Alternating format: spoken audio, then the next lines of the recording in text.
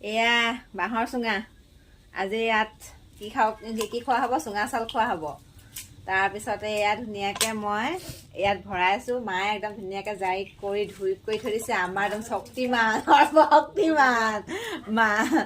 মই মিলৰ পৰা আহিলোঁ আহি পাই এয়া ধুনীয়াকৈ মানুহটোৱে জুই ধৰিছে তাৰপিছত এয়া ধুনীয়াকৈ তাত আৰু চুঙা ভৰাই দিয়া হ'ব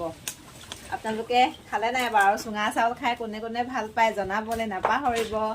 আৰু এতিয়াতো পূৰা চুঙা চাউল খোৱা ছিজনে নহয় জানো তাৰপিছত একদম বিহু আহি পাবহি আৰু তেতিয়া একদম পূৰা কামৰে অন্ত নোহোৱা হ'ব আৰু এয়া ধুনীয়াকৈ খাম আৰু আজি আপোনালোকে গাখীৰৰ লগত খাই ভাল পায়নে মাছ মাংসৰ লগত খাই ভাল পায় সেইটোও জনাব